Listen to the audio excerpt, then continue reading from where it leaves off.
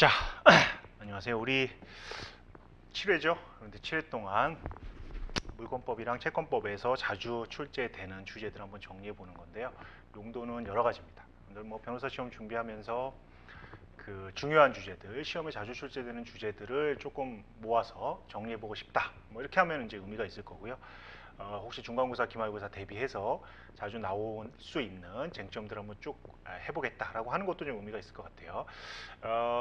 우리가 지금 7일 동안 할 것은 일단 민소는 빠지고요. 민법 중에서 민법 총칙과 가족법을 뺀 물권법과 채권법입니다. 그 안에서 나올 만한 주제들을 강의 계획서에 있는 만큼 좀 뽑아봤고요. 물론 진행하면서 필요한 부분, 뭐 민소든 민총이든 가족이든 좀 말씀은 드리려고 하는데 어쨌든 원칙은 물권과 채권 쪽에 좀 몰려 있을 겁니다. 진행 순서는 이렇게 할 거예요.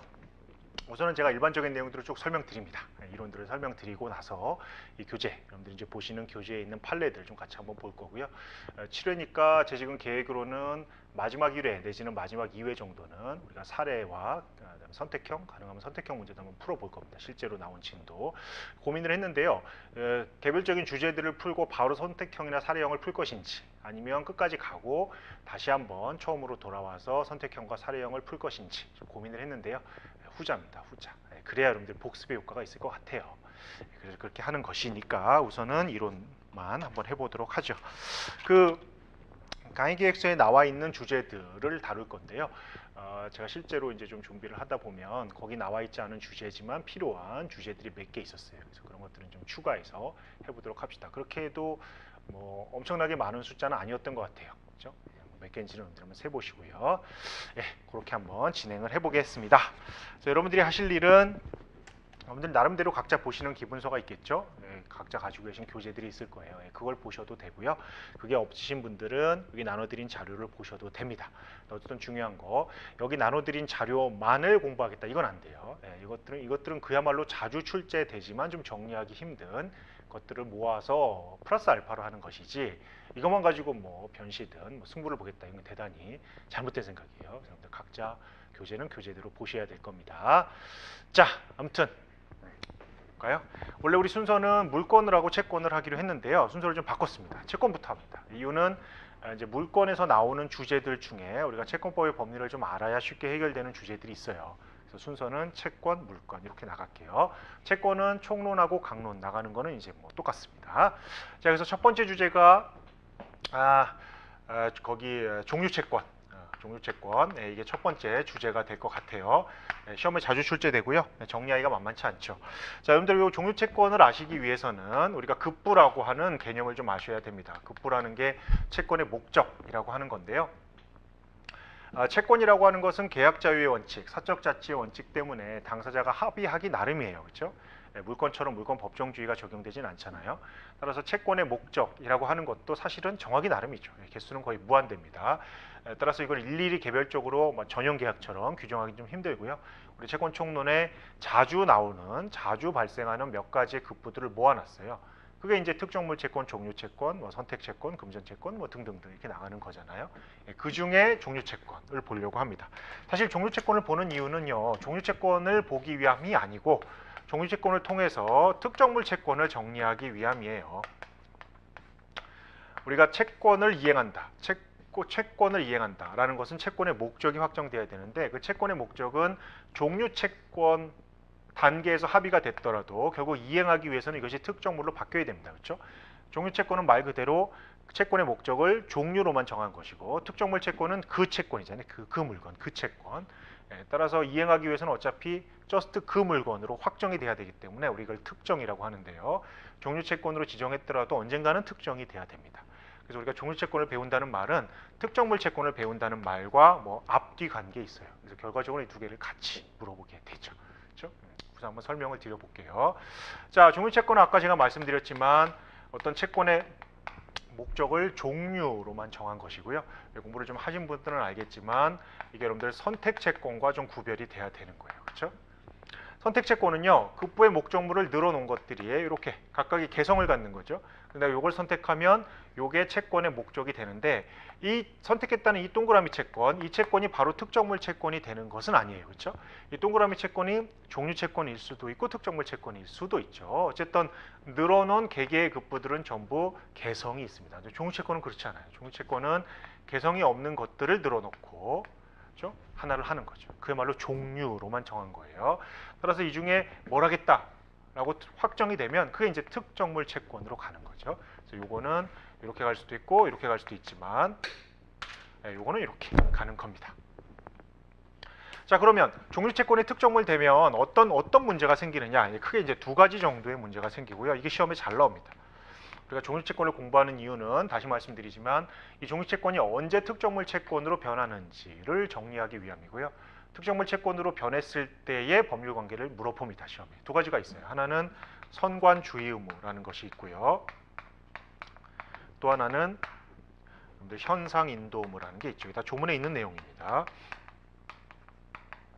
선관주의 의무라는 건 이런 거예요. 여러분들 특정물이라고 하는 것은요, 바로 그 물건이기 때문에 이게 만약에 날아가면, 그죠? 그 물건을 다시 갖고 올 방법이 없어요. 그 물건은 없잖아요. 세상에 하나밖에. 저스트 그 물건은. 따라서 채무자는 선량한 관리자의 주의로 잘 보존해야 된다는 겁니다. 이행이 될 때까지. 우리가 선관주의 의무를 위반했다. 이걸 두 글자로 뭐라고 그러냐면 과실이 있다. 이렇게 얘기합니다. 과실. 여기서 여러분들 과실의 개념이 나오는 거예요. 미리 공부해 보신 분들은 알지만 과실은 그 자체로 의미 있는 것이 아니고요. 이것이 채무 불이행이나 경우에 따라서는 불법행위를 구성하게 된다는 점이 중요해요. 채무불이행이나 불법행위의 공통적인 요건은 전부 귀책사유, 390조, 750조에 나와 있는데요. 전부 채무자의 귀책사유를 요건으로 하고, 채무자의 귀책사유라는 게 고의 또는 과실이거든요. 그래서 선관주의 의무 위반은 과실이 있다는 것이고, 결국 채무불이행 책임 또는 불법행위 책임을 만들어낼 수 있다는 겁니다. 그렇게 되면 그 효과로서 손해배상이라는 것이 나오게 되죠. 그렇죠? 결국 시험 문제는 이게 결론인데, 이 결론을 끌어내기 위해서 이제 여기서부터 출발을 하게 되는 겁니다. 선관주의 의무 위반이 과실인데, 그럼 선관주의 의무라는 게 뭐냐? 이건 이제 풀네임은 선량한 관리자의 주의 의무예요. 쉽게 얘기하면 잘하자라는 거예요. 그런데 이 선관주의 의무라는 그 과실의 기준 척도가 올라가기도 하고 줄어들기도 하는 거죠. 그렇죠? 이게 무슨 말이냐면, 우리 여러분들 여기서 만약에 계약을 체결했다고 해볼게요. 이 계약을 체결했다고 해봅시다. 이 시점이 계약 시점이라고 해볼게요. 자, 계약을 체결할 때는 항상 언제까지 이행하자라는 이행 시점을 정하게 될 거예요. 근데 이행 시점에 이행이 되는 경우는 분쟁이 생기지도 않고 시험 문제도 안 나옵니다. 좋은 거니까. 실제로 이행시를 넘어서 언젠가 실제로 이행을 하는 이행기라는 시점이 있겠죠. 말이 바뀌었죠? 이게 이행기고 이게 이행시라고 해야 되겠죠. 그래서 이 시점까지 이행하자라고 우리가 변제기, 이행기를 정했지만 이 시점에 이행되지 못하고 그 이후에 이행이 되면 이행 시점은 이행기의 이유가 될 겁니다. 그렇죠? 자, 여러분들 계약을 하고 이행기까지 유지해야 되는 주의 의무의 정도, 이걸 우리가 선관주의 의무라고 합니다. 특정물이라면. 선관주의 의무는 계약 시부터 이행기까지 부담을 하게 돼요. 자, 여러분들 이행기가 됐어요. 그럼 둘 중에 하나죠. 이행하거나 이행하지 않거나. 자, 이행을 했다면 문제가 없을 겁니다. 그냥 계약 끝나니까. 근데 이행을 하지 않았다면 사실 두 가지 문제가 되겠죠. 첫 번째, 채무자의 잘못으로 이행이 되지 않은 경우를 우리가 이행지체라고 합니다. 그렇죠? 채무자의 잘못으로 이행되지 않은 경우가 이행지체고요. 채무자의 잘못 없이 채무자는 이행을 하려고 했는데 채권자가 협력을 하지 않아서 이행하지 못한 것을 우리가 채권자 지체라고 합니다. 근데 여러분들 이행지체는요, 392조라는 조문이 있고요. 여기는 401조라는 조문이 적용이 돼요. 이게 무슨 말이냐? 여러분들 392조에는요, 이행지체가 되면 채무자는 무과실 책임을 집니다. 과실 없음을 항변하지 못하기 때문에 무과실 책임을 져요. 반면에 채권자 지체가 되잖아요. 그러면 경과실을 무과실로 취급을 합니다. 조문의 표현은 고의 중과실이 아니면 책임이 없다 이렇게 돼 있어요. 채무자를 얘기하는 거예요. 결국 이행기 넘어서 채무자의 선관주의 의무는요, 이행지체 상황이라면 거의 무과실 책임의 정도로 올라가게 되고, 채권자 지체 상황이라면 경과실이 면책되는 수준으로 낮아지게 돼요. 정상적인 선관 주의 의무가 적용이 되지 않는 것이죠. 그렇다면 이행기 이후 이행시까지 선관 주의 의무를 그대로 부담하는 경우는 없냐? 있습니다. 네. 채무자가 유치권을 행사하거나 동시 이행 항변권을 가지고 있는 경우라면 선관 주의 의무가 그대로 유지가 되는 거예요. 자, 이게 왜 중요하냐? 제가 말씀드렸잖아요. 시험 문제에 저게 나오는 이유는요. 이 앞부분 얘가 그래서 무슨 의무를 지는데 이걸 물어보는 게 아니에요. 결과적으로 손해배상 책임을 지니 안 지니 이걸 물어보는 거거든요. 우리가 이걸 파악하려면 손해배상의 그 권한은 크게 채무불이행과 불법행위가 두 기둥이기 때문에 채무불이행과 불법행위가 성립하는지를 판단해야 되는데 이 두 개의 공통 요건이 바로 과실이거든요. 채무자의 과실. 따라서 채무자의 과실이 있는지 보기 위해서는 과실은 선관 주의 의무의 위반이기 때문에 이 부담하는 주의 의무가 어떤 의무인지를 아셔야 돼요. 그게 유치권 동시항변권을 갖고 있다면 선량한 관리자의 주의 의무, 만약에 이행지체 상황이라면 무과실 책임, 채권자 지체 상황이라면 고의 중과실이 있는 경우인지를 파악해야 되는 거죠. 그렇죠? 이게 이제 특정물 채권의 첫 번째 쟁점인 선관 주의 의무입니다. 두 번째, 현상 인도 의무. 자, 이건 이런 거예요. 제가 아까 말씀드렸지만 특정물은요, 그 물건이 없어지면 똑같은 물건을 구해올 수가 없어요. 그러면 그게 이미 특정물이 아니잖아요. 특정물이라는 것은 똑같은 물건을 구할 수 없다는 것이기 때문에 부서졌다면 그 현상 그대로 인도해 줄 수밖에 없어요. 그렇죠? 우리 이걸 이제 현상 인도, 이행기 현상대로 인도해라 이렇게 되어 있어요. 문제는 아예 없어졌을 때, 멸실됐을 때 어떻게 할 거냐는 거죠. 물건이 없어졌어요. 특정물인데 없어졌습니다. 다시 줄 수 있나요? 다시 줄 수 없어요. 우리 이런 걸 뭐라고 그러냐면 조달 의무가 없다 이렇게 얘기합니다. 조달 의무, 다시 구해올 의무가 없다는 거예요. 정확히 얘기하면 다시 구해올 수도 없죠. 그래서 조달 의무가 없어요. 다시 줄 방법이 없어요. 이걸 이제 다른 말로 뭐라고 그러냐면 급부 위험, 대가 위험이 아니에요. 급부 위험이 채권자에게 있다는 겁니다. 못 받는다는 겁니다. 그래서 급부 위험이라는 말은 다시 받을 수 없다는 그 위험, 그 물건을 다시 받을 수 없다는 위험이 채권자에게 있을 수밖에 없죠. 그렇죠? 그래서 이게 우리가 그 특정물 채권에서의 현상 인도 의무의 구체적인 시험에 나올 수 있는 의무예요. 그래서 뭐 시험 문제 다시 줘야 되니 다시 구해 와서 줘야 되느냐? 그건 조달 의무의 문제거든요. 급부 위험이 누구에게 있냐의 문제예요. 다시 구해올 수 없다, 다시 줄 필요 없다라는 말은 조달 의무가 없고 채무자에게, 급부 위험은 채권자에게 있다는 말입니다. 자, 근데 제가 지금 말씀드렸잖아요. 이 두 가지는 전제가 뭐라고요? 특정물 채권이에요. 근데 우리 대부분 계약 체결 당시에는요, 처음부터 특정물 채권으로 하는 경우보다 종료 채권으로 시작하는 경우가 훨씬 많다고요. 따라서 이 종료 채권 단계에서 언제 특정물 채권으로 바뀌느냐 하는 게 중요하잖아요. 우리가 이걸 뭐라고 그러냐면 종료 채권의 특정이라고 합니다. 그래서 중요하죠. 종료채권 단계에서 시작을 했더라도 종료채권이 특정됐는지를 봐서 종료채권이 특정됐다면 특정물 채권으로 변해서 이 두 가지 빨간색 효과가 나오는 거거든요. 자, 그럼 언제 특정되느냐? 두 가지가 있죠. 첫 번째는 채권자의 동의를 받아서 이 물건을 이행하겠다라고 지정하는 경우가 있고요. 두 번째는 이행 제공 내지는 변제 제공입니다. 조문의 표현은 채무 내용에 조친 이행이 돼요. 그래서 이 두 가지 동의받아서 지정하거나 이행 제공했을 때 이 종료채권은 특정물 채권으로 바뀝니다. 근데 동의를 받아서 지정했다. 가령 채무자가 내가 이 물건이 3개, 뭐 가령 오비 맥주가 세 박스가 있다고 할까요? 이 중에 한 박스를 주기로 했다. 이건 종료채권이거든요. 그 중에 이거 이렇게 찍으면 지정. 물론 채권자의 동의를 받아서 그럼 이제 이게 이 물건이 특정물 채권이 돼요. 근데 이건 너무 쉽잖아요. 그래서 시험에 잘 안 나오고요. 이게 나옵니다. 이행 제공을 했을 때.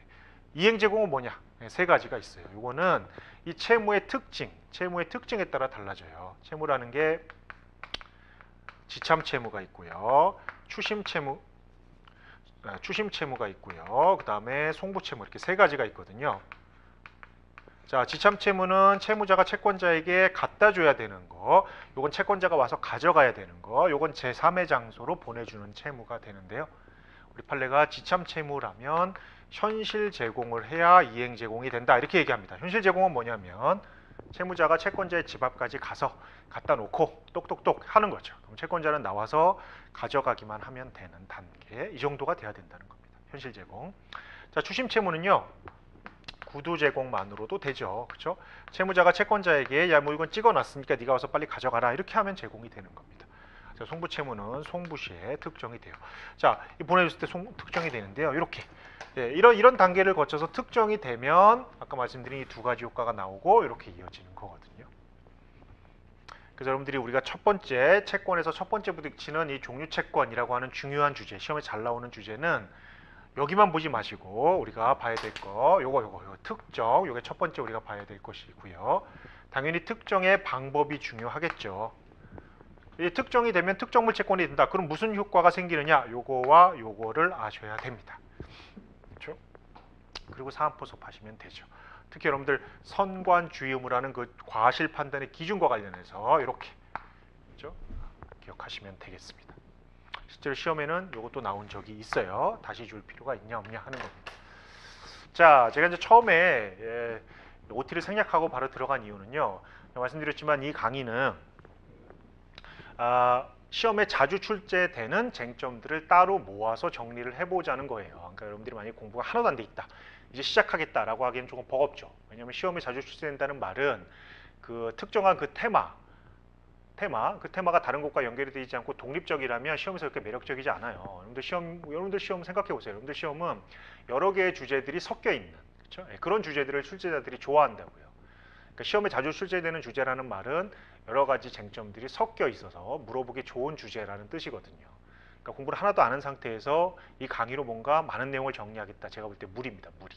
여러분들이 각자 뭔가 공부가 조금 돼 있는 상태, 각자 기본서가 돼 있는 상태에서 시험에 자주 나오는 주제들을 한번 정리해 보겠다라고 할 때 이 강의가 의미가 있다고 생각해요.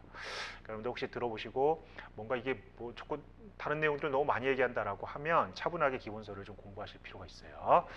어쨌든 우리는 시험에 나올 만한 주제들을 정리하는 것이기 때문에 그렇습니다. 됐죠? 이게 이제 우리가 처음으로 하려고 했던 강의 계획서에 나와 있는 종류 채권입니다. 자, 됐고요. 지우고.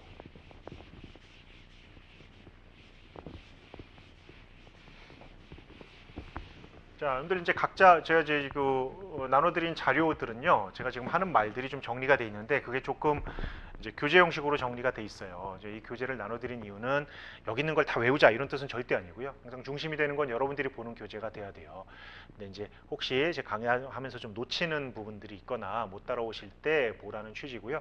제가 바라건대 요거를 여러분들이 보는 교재에 포섭시키고 요 교재는 버려야 되겠죠. 그렇죠? 요걸 끝까지 갖고 갈 이유는 없고, 다만 이 교재는 항상 조문을 옆에다가 좀 쓰려고 좀 신경을 썼고요. 그 다음에 별표 출제됐던 부분들이거든요. 그래서 그렇게 한번 좀 봐주시면 되겠습니다. 그 다음 채무불이행. 자, 두 번째 주제가 강의계획서는 없지만 채무불이행 얘기를 안 할 수가 없어요. 왜냐하면 채무불이행은 채권 총론에서 뭐 가장 중요한 주제죠. 그렇죠? 실제로 여러분들 뭐 시험 문제도 그렇고 실무도 그렇고 채무불이행과 관련해서 다툼이 생기는 것이지 채무를 이행했다 이건 누구도 시비를 안 걸어요. 그렇죠? 이행했는데 좀 부족하게 이행했는데요. 그건 채무불이행이에요. 그래서 채무불이행 상태가 됐을 때 여러분들이 시험 문제도 풀 게 생기고 또 실무에 나오셔서도 그걸로 이제 여러분들이 돈을 버시는 것이지 잘 이행이 됐다 이건 서로서로 행복하기 때문에 분쟁이 생기지 않습니다. 그래서 채무불이행은 채권 총론에서 가장 중요한 주제이기도 하고요. 그래서 한번 정리를 해야 됩니다. 자, 채무불이행에서 채무가 뭐냐? 이건 당사자가 이제 약정하기 나름이고요. 불이행이 뭐냐와 관련해서 우리 민법 조문은요 두 가지를 두고 있어요. 하나는 지체라고 하는 개념인데요. 늦게 주는 거죠, 늦게. 이행기에 주지 못하는 거. 또 하나는 이제 불능이라는 개념입니다. 이건 뭐죠? 못 주게 된 거. 이거죠. 지체와 불능을 불이행의 유형으로서 우리 민법이 상정하고 있고요. 뭐 학설까지 포함시키면 여기에 주긴 줬는데 좀 그지같이 준 거, 잘 못 준 거, 반만 준 거, 불완전이행, 불완전이행이죠. 불완전이행. 세 가지 정도를 불이행의 유형으로 포섭하는데 뭐 이론이 없습니다. 여기다가 우리 판례가 인정하고 있는 이행, 거절의 법리가 있죠. 요거까지 생각하면 더 확실해지겠죠. 자, 이행 거절을 독립적인 채무불이행의 유형으로 보는 것은 아니에요. 그런데 되게 독특한 법리를 하나 쓰고 있죠. 판례가 이행 거절이라고 해서 개념부터 한번 볼까요? 제가 아까 말씀드렸지만 지체는 줄 수 있는데 안 주는 거고요. 불능은 못 주는 거고요. 못 주는 거 주고 싶어도. 불완전 이행은 뭔가 좀 하자 있는 이행을 한 거예요. 이건 뭐냐? 이거는요 못 주는 것도 아니고 안 주는 것도 아닙니다.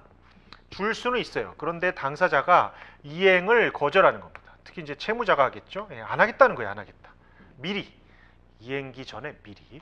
그럼 우리 채권자가 굳이 이행기까지 기다렸다가 이행지체 책임을 물을 필요가 있냐는 거예요. 왜냐하면 채무자가 좀 안 하겠다는 의사를 확고하고 전국적으로 표시하고 있다면 그냥 그 자리에서 채무불이행의 효과, 특히 계약 해제를 할 수 있지 않을까라는 생각이거든요. 우리 판례가 이걸 받아들이고 있어요.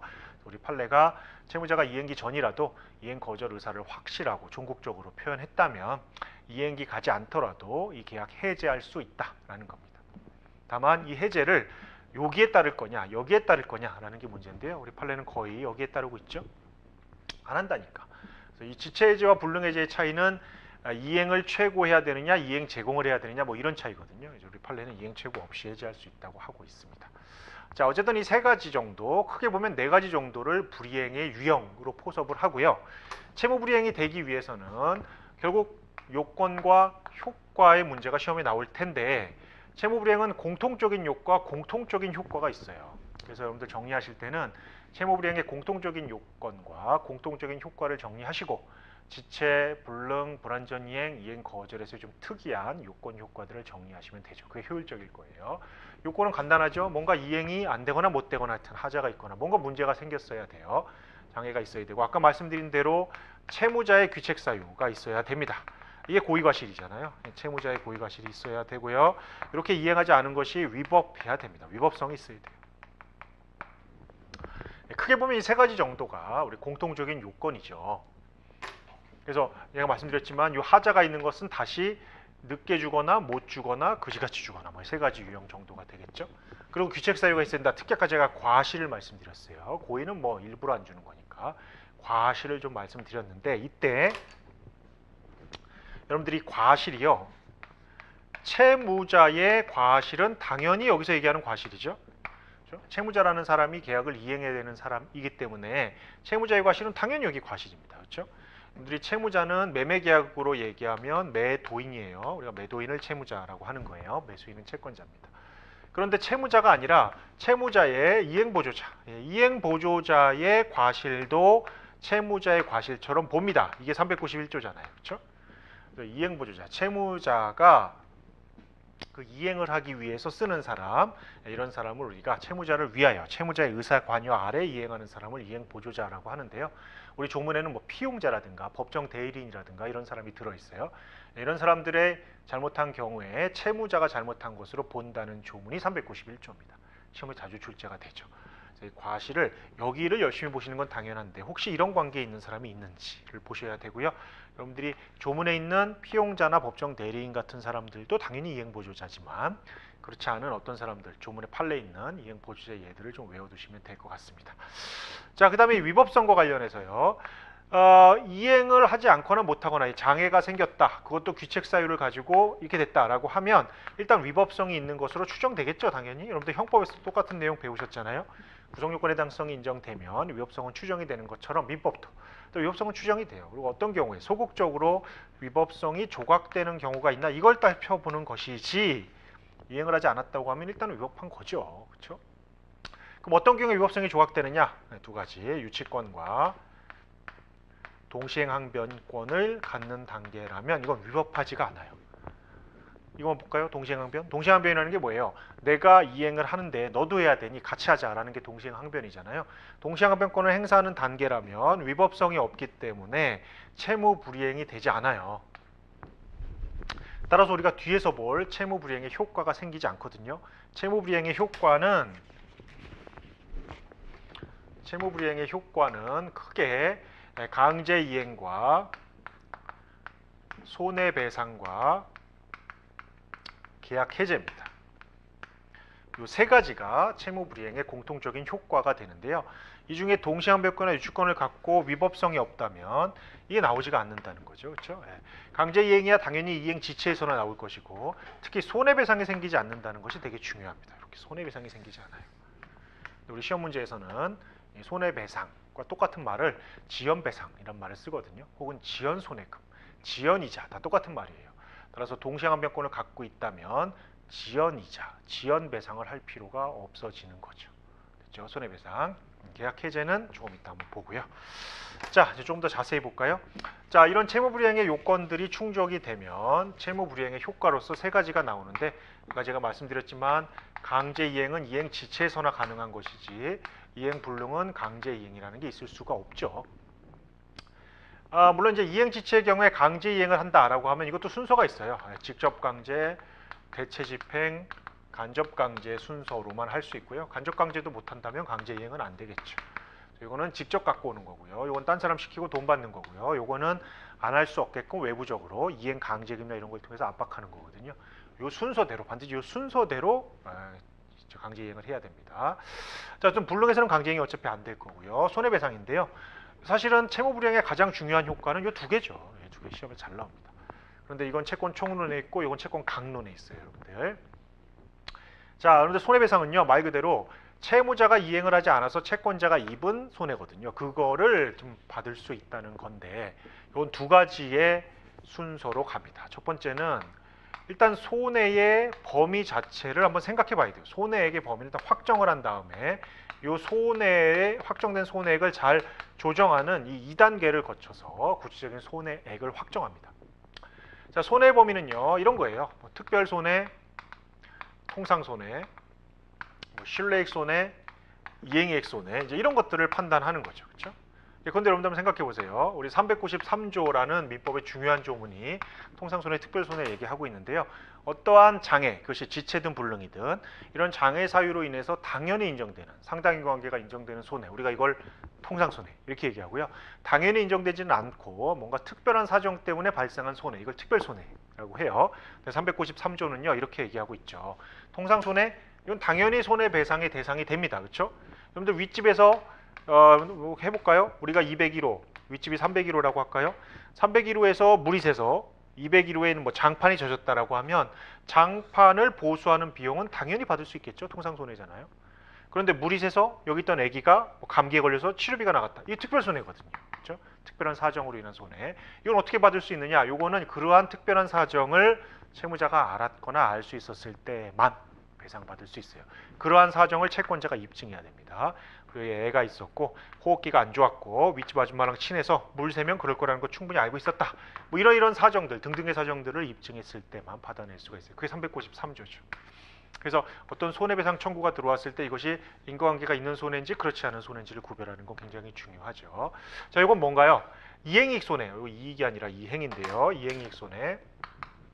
자, 이행이익 손해는요, 그 계약이 이행되었더라면 우리 채권자가 얻을 수 있었던 이익, 이걸 이행이익이라고 하고요. 그걸 못 얻은 손해를 이행이익 손해라고 하고요.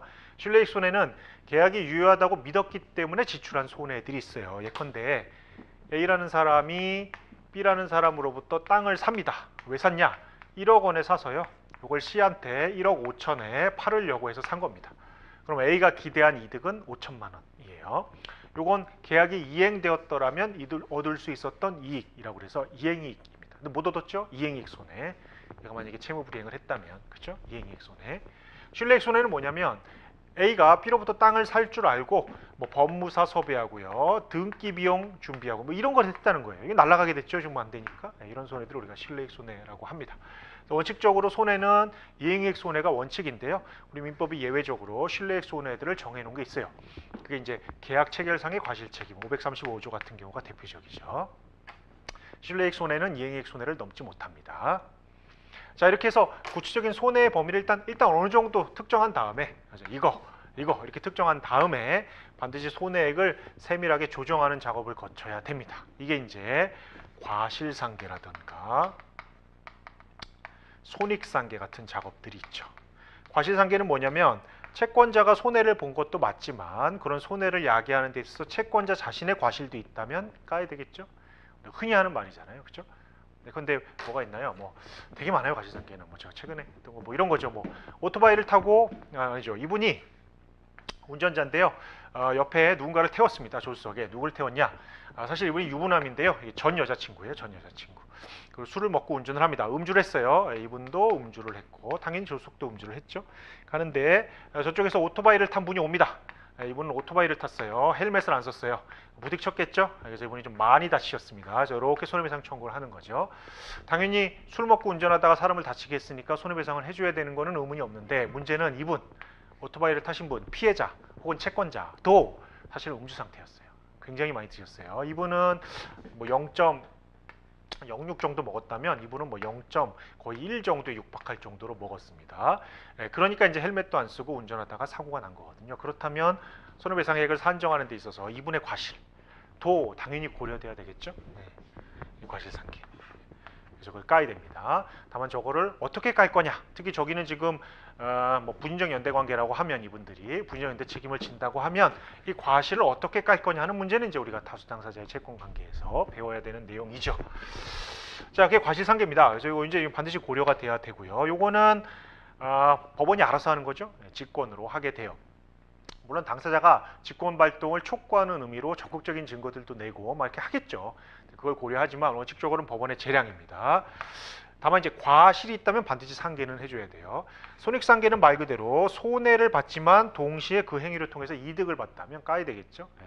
왜냐하면 이것도 받고 이것도 받으면 이중배상이 되잖아요. 그래서 손익상계 이런 짓들을 합니다. 이렇게 해서 조정을 해요. 그리고 나온 손해액이 이제 우리가 뱉어내야 되는 손해액이 되는데 귀찮잖아요.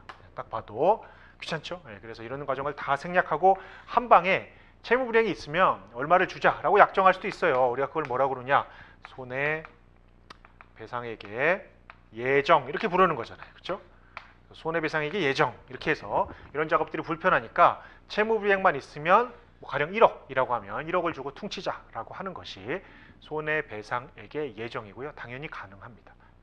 다만 조심하실 게 있어요. 이거 좀 지워볼까요? 자, 이런 손해배상액의 예정은요. 손해배상액의 예정은 당연히 손해가 발생하기 전에 미리 하는 겁니다. 미리. 손해가 터진 이후에 하는 것은 손해배상 예정이 아니고 화해죠. 화해입니다. 미리 해야 돼요. 미리. 그리고 추가 손해를 받을 수가 없어요. 예컨대 내가 1억을 약정했어요. 근데 1억을 받고 보니까 나의 손해는 사실은 10억이었던 거죠. 그러면 9억을 더 받을 수 있냐? 못 받습니다. 그런 걸 받을 수 있다고 하면 손해배상 예정을 둔 취지가 전혀 의미가 없어지죠. 추가 손해, 실손해를 배상받을 수 없다.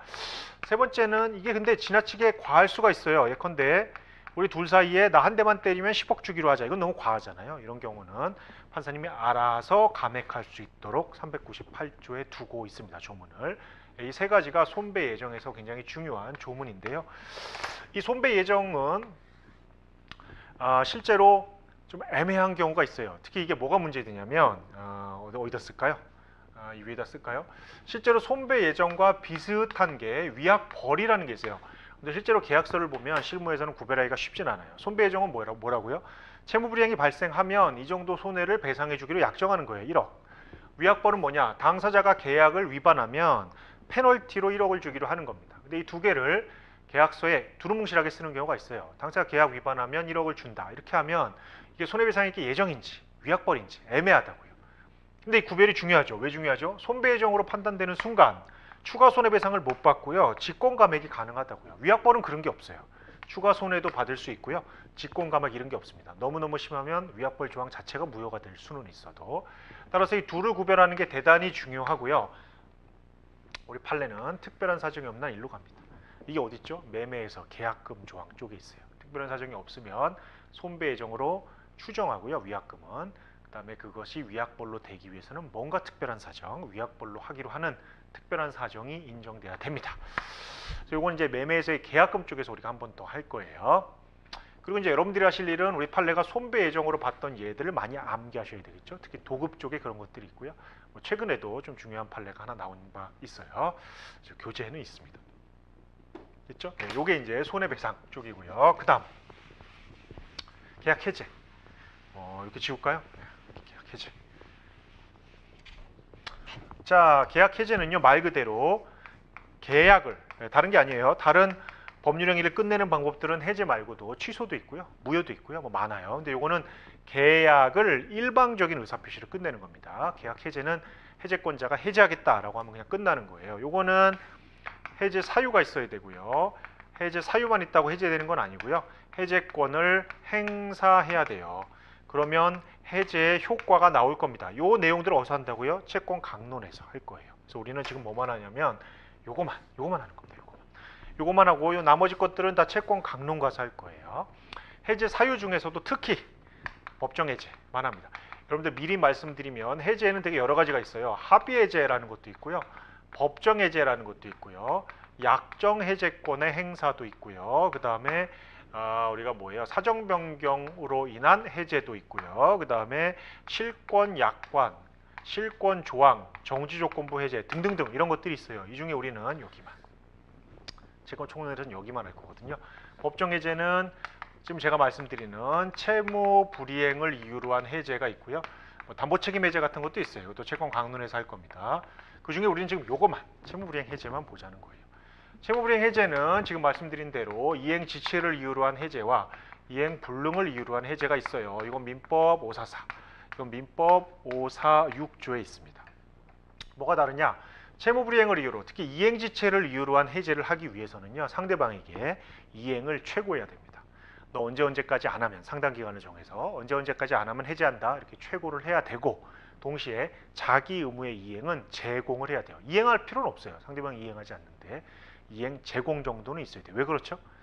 이행 제공을 해야 상대방의 동시행항변권이 깨집니다. 우리 나중에 동시행항변권 가서 배울 거지만, 상대방의 동시행항변권을 깨는 방법은요, 내가 이행 제공을 하는 거예요. 내가 이행 제공을 하면 상대방의 동의항은 깨집니다. 동의항이라는 게 뭐예요? 같이 이행하자 이거잖아요. 그럼 내 거 이행하면서 네 거 이행하라. 이러면 상대방이 같이 하자 이런 말 못하겠죠. 내 거 했는데. 그래서 이행 제공을 통해서 동의항을 깨야 어떻게 된다고요? 위법성이 인정되고 채무불이행이 된다고요. 그래야 채무불이행의 효과인 계약 해제를 할 수 있겠죠. 따라서 이행 제공을 원칙적으로 해야 됩니다. 상당 기간 정해서. 그런데 이행 불능을 이유로 해제하기 위해서는 그럴 필요가 없죠. 그렇죠? 어차피 못하는데, 상대방이 못하는데 내 걸 왜 하겠어요. 그렇죠? 여기서 최고도 필요 없습니다. 이 두 가지 정도가 차이가 있어요. 이행 지체 해제와 이행 불능 해제. 나머지 해제권의 행사와 해제했을 때 어떤 일이 벌어지는지는 우리가 채권 강론 가서 하면 됩니다. 자, 여러분들 이게 채무불이행의 큰 틀이에요. 이게 큰 틀을 좀 기억하셔야, 사실 우리 공부를 하는 게 그렇습니다. 변호사 시험도 마찬가지고요. 그 다음에 학교 시험도 마찬가지고요. 여러분들 실무에 나오시면 기록을 볼 텐데 마찬가지예요. 근데 실무에 나오셔서 봐야 되는 기록들은 수험서의 양보다 좀 많잖아요. 근데 그것들을 천천히 볼 수 없어요. 빨리 봐야죠. 그렇죠? 여러분들 의뢰인이 왔는데 기록을 이만큼 갖고 왔어요. 기다리잖아요. 그럼 보면서 얘기를 해야 되거든요. 그러려면 여러분들 어떻게 해야 돼요? 큰 틀을, 그렇죠? 뭐가 쟁점인지. 그게 이제 나중에 여러분들 요건사실론이라는 것을 배우실 텐데, 그 요건사실에 맞춰서 사실관계를 큰 틀에서 정리를 해야죠. 그리고 나서 이제 세부적인 것들은 서로 얘기를 해가면서 확정하더라도 큰 틀을 못 잡고 있으면 계속 이제 중언부언 우왕좌왕하게 돼요. 그래서 항상 공부를 하실 때도 큰 틀을 잡고 세부적으로 채워 넣는 것들은 이제 틈나는 대로 계속 하면 되겠죠. 그래야 여러분들 실력이 늘고 잘 잊어버리지 않습니다. 하여튼 우리 수험이라는 건 결국 누가 또 오래 기억하느냐, 누가 잘 암기하느냐, 이 싸움이잖아요. 계속 말씀드리지만 다른 기회에서는 말씀드린 바가 많은데요. 뭐 법학이 뭐 이해 과목이다. 좋죠. 말은 아름다워요. 근데 여러분들은 시험을 보셔야 되잖아요. 그렇죠? 시험은 시간이 부족해요. 특히 여러분들이 보시는 시험은 시간이 굉장히 부족하거든요. 그 시간 안에 제대로 하시려면 암기 안 하시면 안 됩니다. 암기를 해야 쓸 수가 있어요. 암기를 하시려면 우리의 공통점은 자꾸 잊어버린다는 거잖아요. 사람마다 다르지만 저같이 평범한 사람들은 굉장히 자주 잊어버리거든요. 이제 우수하신 분들은 그 잊어버리는 기간이 좀 길겠죠. 그러니까 기억하고 있는 기간이 좀 길겠죠. 근데 그걸 안 잊어버리려면 어떻게 해야 되느냐? 뭐 방법은 두 가지밖에 없죠. 하나는 자주 봐야죠, 자주. 우리 뭐 암기력이 엄청 좋게 태어났다, 그건 빼고요. 그건 논외로 하고, 그런 분들은 분명히 계시잖아요. 빼고 일반인 기준으로, 저 같은 사람 기준으로 하면 여러 번 보는 방법밖에 없습니다. 그럼 잘 안 잊어버려요. 한 번 보면 안 본 거랑 똑같고요. 이제 세 번쯤 보면, 그렇죠? 이제 좀 뭐 대충 이제 용어 정도는 알죠. 이게 4번, 5번 가면 이제 좀 어디 있는지 기억이 나고, 뭐 10번, 20번, 30번 이렇게 되면 잘 안 잊어버립니다. 몸이 기억하기 때문에. 그래서 자주 반복을 해야 되는데 문제는 시간이 없잖아요. 여러분들은 민법만 하는 게 아니라 다른 과목을 또 7, 8과목씩 해야 되기 때문에 시간이 없어요. 그렇게 해서 반복해서 보고 충분히 보고 시험장 들어갈 만큼의 시간이 없어요. 우리는 3년 안에 끝내야 되잖아요. 그러려면 처음부터 틀을 잡고, 그죠? 틀을 잡고 기억을 한 다음에 세부적인 판례나 예외나 이런 것들은 계속 살을 붙여나가는 식으로 공부를 해야 그나마 덜 잊어버려요. 그래도 잊어버립니다. 그나마 덜 잊어버려요. 그런 의식들을 좀 하셔야 될 겁니다. 됐죠? 채무불이행이고요. 그 다음 채무불이행을 본 김에 짧게 이것만 하고 잠깐 쉴까요? 채무불이행을 본 김에 이번에는 채권자 지체라는 걸 같이 볼까요? 왜 이걸 같이 보자고 하냐면요. 자, 제가 아까 매도인을 채무자라고 했고요. 매수인을 채권자라고 했잖아요. 근데 매도인이 이행을 하지 않는 거 우리가 이걸 뭐라고 그런다고요? 채무자가 이행하지 않았다 해서 채무불이행 이렇게 본 거예요. 이게 채무불이행이 되면 우리 매수인은 채권자는 뭘 요구할 수 있다고요? 이행지체라면 강제이행 손해배상 계약해제, 이행불능이라면 손해배상 계약해제를 요구할 수 있다고요. 이번에는 얘가 채권자가 이행을 않는 거예요. 우리 이런 걸 뭐라고 그러냐면 채권자 지체라고 하고요. 똑같은 말 네 글자로 수령지체 이렇게 부릅니다. 이 표현을 쓰는 게 더 낫겠죠.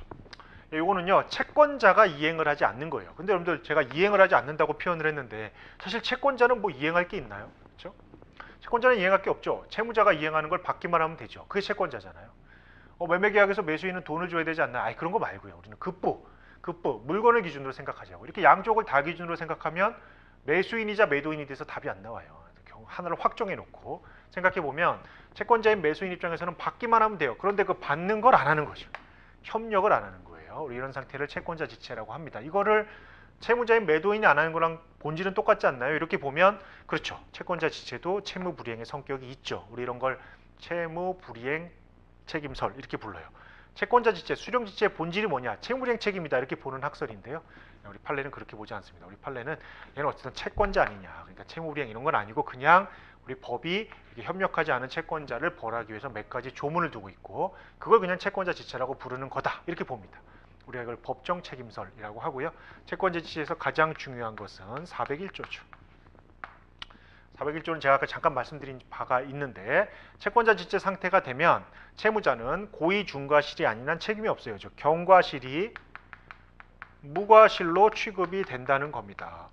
자, 무과실이 되면 채무 불이행이라는 것이 나오지가 않아요. 그렇죠? 중요합니다. 이제 중요한 내용이에요. 이거 좀 기억하시면 됩니다. 그래서 채권자 지체는 채무 불이행이 아니다. 일단 이렇게 생각하시고요. 그럼 왜 만들어놨냐? 401조, 402조 같은 몇 가지 조문들을 협력을 거부하는 채권자에게 페널티를 주기 위해서 만들어놨고 그 중에 특히 401조가 굉장히 중요하다라는 거고요. 요게 나중에 여러분들 위험부담 538조 대가 위험부담 이거와 관련해서 굉장히 중요한 조문으로 쓰여요. 잠깐만 이거 설명만 드려볼까요? 혹시 미리 공부하신 분들을 위해서. 이거 뭐냐면요. 우리 대가 위험부담이라는 게 있습니다. 그런 게 있어요. 채권 강론에 가시면 위험부담이라는 게 있어요. 이게 무슨 말이냐면 A가 B한테 집을 팔았다고 할까요? 근데 이 집이 불타서 없어졌어요. 그럼 A는 B한테 집을 못 주잖아요. 그럴 때 B가 A한테 돈을 줘야 되느냐는 겁니다. 계약은 체결됐으니까. 근데 상식적으로 생각하면 아니 집을 못 받았는데 왜 돈을 줘요? 당연히 안 줘도 되겠죠. 그래서 집을 못 받았으니까 급부가 불능이 됐으니까 대금도 안 줘도 된다. 이게 원칙이에요. 원칙. 이게 537조에 있어요. 근데 이렇게 되면 결국 피 보는 사람은 누구죠? 매도인이죠. 왜요? 매도인은 집이 날라갔죠. 동시에 돈도 못 받죠. 근데 매수인은요. 집을 못 받았지만 돈을 붙였잖아요. 그래서 매수인은 또이또이지만 매도인은 마이너스라고요. 근데 매도인을 아까 제가 뭐라고 그랬다고요? 채무자. 그렇다면 이 대가 위험은 두 가지죠. 채무자. 그래서 537조를 채무자 위험부담주의의 원칙. 조문에 있어요. 조문에. 그런데 예외적으로 집을 못 받아도 B가 대금을 줘야 되는 경우를 538조가 정하고 있다고요. 두 가지 경우를 정하고 있어요. 첫 번째는 채권자의 책임 있는 사유로 불능이 된 경우와 두 번째 수령 지체 중 채권자 지체 중 쌍방 무과실입니다. 채권자 지체 중 쌍방 무과실로 불능이 된 경우에는 집을 못 받아도 돈을 줘라 이렇게 규정하고 있어요. 이때 채권자 지체 중 쌍방 무과실이잖아요. 채권자 지체 중 쌍방 무과실 이때 401조를 쓴다고요. 뭐라고 말씀드렸어요? 경과실은 무과실이에요. 요 401조와 요 538조랑 같이 해석해 볼까요? 그럼 어떻게 되죠? 수령 지체 중 채권자의 무과실은 전제로 하고요. 채무자의 경과실도 무과실이 되죠. 수령 지체니까. 채권자 지체니까. 이해되시죠? 수령 지체 즉 401조가 적용되는 상황이라면 채무자의 무과실에는 채무자의 경과실도 포함이 됩니다. 우리 실제 시험에 나왔던 것은 채권자 지체 상황에서 채무자의 경과실이 존재하는 상황이 나왔어요. 그렇게 되면 무과실이 되기 때문에 여기 이 조문이 적용이 돼서 집은 못 받아도 대금은 줘야 되는 경우가 생깁니다. 그렇죠? 사실 그 문제는 채무자 자신의 경과실이 아니라 채무자가 고용한 직원의 경과실이 나왔어요. 그럼 391조에 따라서 채무자의 경과실로 보게 되거든요. 똑같이. 자, 이게 이제 채권자 지체입니다. 그래서 여러분들 채권자 지체는 채무불이행에 이어서 바로 연결해서 정리하는 게 편하죠. 이렇게 됐습니다. 네, 여기까지가 지금 우리행 채권자 지체 뭐 이거였고요. 됐죠? 네, 이렇게 하고 여러분들 저희 교재는요. 제가 이제 여러분들과 시간이 나면 빨리빨리 볼 건데 제가 이렇게 말씀드렸잖아요. 우리 어떻게 진행한다고요? 계속 복습을 하기 위해서 이 말씀을 먼저 드려야 되겠습니다. 어떻게 진행할 거냐면 우선 제가 설명드립니다. 이론을 설명드릴 거예요. 이론을. 여기만 집중하세요. 이렇게 가능한 이유는 여러분들 각자 기본서를 보라는 겁니다. 그렇죠? 이 수업은요. 차근차근 진도를 나가는 수업이 아니에요. 물론 이제 교재 나눠드릴 겁니다. 요거 나눠드린 자료는 어떻게 쓰는지 좀 말씀드려 볼게요. 어쨌든 이 이론을 제가 설명드릴 거예요. 쭉 드릴 겁니다. 중요한 쟁점. 요건 그냥 그 자체로 들으시면 돼요. 이게 다 끝나면요. 다 끝나면 그러니까 어떻게 되는 거예요? 채권부터 물권까지 다 하고 나면 그러면 다시 돌아가서 우리 교재를 한번 볼 겁니다. 다시 처음부터 또 채권부터 이때는 좀 빨리 보겠죠? 한번 봤던 거니까 그렇죠? 들었던 거니까 그리고 나서 여러분들 실제로 기출 문제를 풀 거예요. 이것도 똑같이 채권부터 물권 이렇게 되면 결국 1회독, 2회독, 뭐 3회독 정도를 하자는 겁니다. 이렇게 여러분들이 반복이 되지 예컨대 채무불이행을 보고 나서 채무불이행 교재 보고 채무불이행 문제 풀자라고 하면 이게 다 하루에 이루어지면 여러분들 이거 끝났을 때 1회독밖에 안 됩니다. 그래서 3회독 하기 위해서 지금 제 생각으로는 저희 7회니까 요거를 한 4회 내지 5회 정도 요거를 1회, 요거를 2회 이렇게 해서 7회 정도 해서 3회독 정도 하는 게 목표입니다. 그럼 여러분들은 그 사이에 각자 기본서를 보고 끝나고 또 기본서에 정리할 거기 때문에 요 짧은 시간 동안 시험에 나올 만한 주제들을 그래도 한 5회독 정도 그럼 기억이 나거든요. 네, 여러분들 1회독은 아무것도 기억이 안 나요. 그렇게 하는 게 저희 목표이기 때문에 지금 교재는 나눠드리지만 일단은 교재는 너무 신경 쓰실 필요가 없어요. 설명만 잘 들으시면 됩니다. 잠깐 쉴까요?